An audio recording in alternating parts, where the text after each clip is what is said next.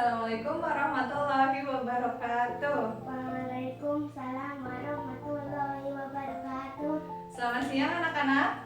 Selamat siang, Bu. Bagaimana kabar kalian? Baik. Alhamdulillah.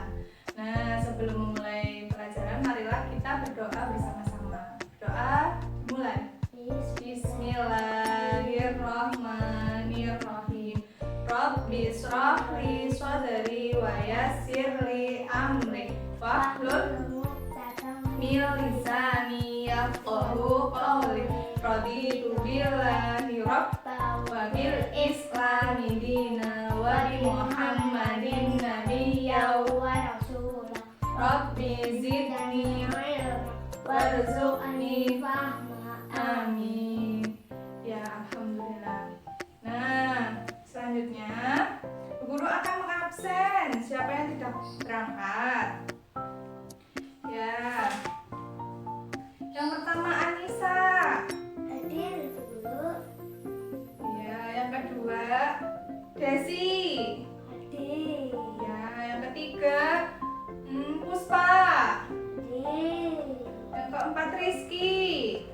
Hadir. Wah iya, hadir semuanya ya. Alhamdulillah. Perlu banget ini jaga kesehatan agar tubuh kita itu selalu sehat. Nah, baik, tujuan pembelajaran hari ini yaitu meningkatkan keyakinan bahwa Allah telah menurunkan kitab-kitabnya kepada para rasul untuk disampaikan kepada umat manusia. Yang kedua, meningkatkan keimanan bahwa Al-Quran adalah kitab yang diturunkan kepada Nabi dan Rasul yang terakhir. Terus, meningkatkan keimanan bahwa Al-Quran yaitu mukjizat yang agung. Dan yang keempat, mempedomani Al-Quran dalam perilaku sehari-hari. Ya baik, kemarin kita telah belajar tentang apa ya? Iman kepada Allah dan malaikat. Iya betul. Nah, sekarang kita melanjutkan. Tinggal iman kepada kitab-kitab Allah. Iman kepada kitab-kitab Allah itu rukun iman yang ke berapa? 3, ya benar. Rukun iman yang ketiga. Nah, untuk tahu lebih lanjut tentang pengertian iman kepada Allah, mari kita saksikan bersama-sama. Pengertian iman kepada kitab-kitab Allah. Menurut bahasa, kitab artinya buku atau surah kiriman. Iman artinya percaya. Jadi, secara terminologi, yaitu meyakini bahwa Allah SWT telah menurunkan kitab-kitabnya kepada para rasulnya agar kitab-kitabnya itu dijadikan sebagai pedoman hidup umat manusia. Persamaan dan perbedaan kitab dan suhuf. Persamaannya, kitab dan suhuf sama-sama wahyu dari Allah. Kalau perbedaannya, isi kitab lebih lengkap daripada isi suhuf. Kitab dibukukan, sedangkan suhuf itu tidak dibukukan. Kitab-kitab Allah Subhanahu wa Ta'ala. 1. Taurat diturunkan kepada Nabi Musa alaihissalam. 2. Zabur diturunkan kepada Nabi Daud alaihissalam. 3. Injil kepada Nabi Isa alaihissalam. Dan 4. Al-Quran kepada Nabi Muhammad SAW.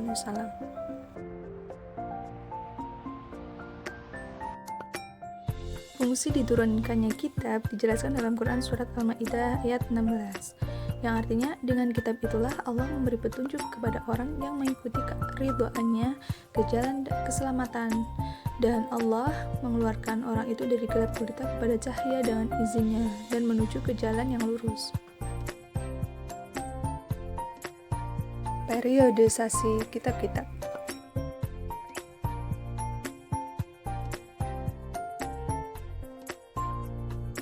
Kitab Taurat. Kitab Taurat diturunkan kepada Nabi Musa alaihissalam di Bukit Sinai. Kitab Taurat menjadi pedoman serta petunjuk bagi Nabi Musa alaihissalam dan kaum Bani Israel. Kitab Taurat diwahyukan Allah SWT kepada Nabi Musa alaihissalam. Hal ini dijelaskan di dalam surat Al-Isra ayat 2 dan Al-Maidah ayat 44.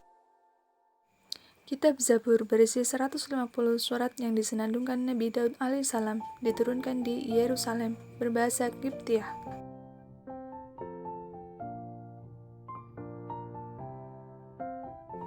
Kitab Injil diturunkan kepada Nabi Isa alaihissalam di Yerusalem dengan bahasa Ibrani untuk mengajak Bani Israel menyembah Allah Subhanahu wa taala dan tidak menyekutukannya. Secara umum, kitab Injil berisi tentang 1. Perintah untuk kembali mengesahkan Allah Subhanahu wa taala, 2. Membenarkan keberadaan kitab Taurat, 3. Menghapus beberapa hukum dalam kitab Taurat. Kitab Injil sekarang berbeda dengan Injil yang diberikan kepada Nabi Isa dahulu. Kitab Al-Quran, kumpulan wahyu Allah Subhanahu wa taala yang diturunkan kepada Nabi Muhammad SAW di Mekah dan Madinah dengan berbahasa Arab melalui perantara malaikat Jibril. Sebagai pedoman hidup, membacanya merupakan ibadah. Firman Allah, dan kami telah turunkan kepadamu Al-Quran dengan membawa kebenaran, membenarkan apa yang sebelumnya, yaitu kitab-kitab yang diturunkan sebelumnya, dan Al-Quran adalah ukuran untuk menentukan kebenaran terhadap kitab-kitab yang lain itu. Quran Surat Al-Ma'idah ayat 48. Al-Quran dijelaskan juga dalam Quran Surat Ali Imran ayat 3. Nah, setelah kalian melihat tayangan di slide-slide tadi, ada pertanyaan apa tidak? Ya, siapa yang belum paham tentang penjelasan yang ada di slide tadi? Ya, angkat tangan. Oh, nggak ada. Ya udah, sekarang Bu Guru akan membentuk kelas ini menjadi 3 kelompok. Ya, kelompoknya Anissa ke belakang jadi kelompok 1, kelompoknya Puspa ke belakang jadi kelompok 2, dan kelompoknya Rizky ke belakang jadi kelompok 3. Nah, masing-masing kelompok Guru harap menuliskan hal yang belum kalian paham tentang iman kepada kitab-kitab Allah. Iman kepada kitab-kitab Allah. Ya baik. Kalian diskusikan bersama teman-teman sekelompok masing-masing, lalu dituliskan di buku boleh, di kertas boleh, nanti dikumpulkan ke depan. Baik. Ya, dimulai ya. Oke, semua pertanyaan dari masing-masing kelompok sudah terkumpul ya. Mari kita bahas bersama-sama. Kita bahas dari kelompok 1 dulu. Menanyakan tentang bagaimana cara kita mengimani kitab-kitab sebelum Al-Quran.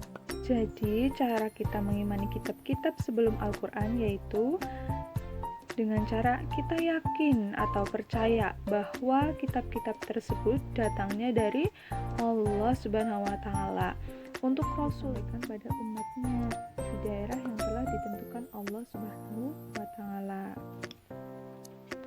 Kemudian pertanyaan yang kedua, mengapa harus ada kitab-kitab selain Al-Quran? Jika Al-Quran itu sudah ada dari zaman azali dan isinya lebih lengkap. Oke. Karena umat terdahulu menurut Allah itu membutuhkan kitab-kitab terdahulu selain Al-Quran. Allah yang lebih tahu kitab mana yang harus diturunkan kepada Rasulnya. Bagaimana jawabannya? Silahkan kalau ada yang mau menambahkan atau menyanggah jawaban dari Bu Guru, silahkan angkat tangan. Oh nggak ada, kalau nggak ada ya sudah. Kita lanjutkan ke pertanyaan yang ketiga. Pertanyaan yang ketiga itu, bagaimana sikap kita jika mengetahui ada yang memalsukan kitab-kitab Allah? Ya tentunya langsung melaporkan pada yang berwenang, contohnya MUI, agar kitab yang ternyata palsu itu tuh ditarik dan dimusnahkan. Seperti itu. Dari jawaban-jawaban yang telah kita jawab bersama-sama, adakah yang mau menambahkan atau menyanggah barangkali? Oh tidak ada, ya udah cukup ya. Baik, kesimpulan pembelajaran hari ini yaitu semata-mata hanya untuk meningkatkan keyakinan kita kepada Allah Subhanahu wa taala. Untuk hal-hal yang penting boleh kalian catat sebagai rangkuman ya. Nah, sudah, duduknya dirapikan kembali ya. Sekian pembelajaran hari ini, semoga dapat bermanfaat. Mari kita tutup. pembelajaran ini dengan bacaan kafaratul majlis. Bismillahirrahmanirrahim. Subhanakallahumma wa bihamdika asyhadu an la ilaha illa anta astaghfiruka wa atubu ilaik. Wassalamualaikum warahmatullahi wabarakatuh.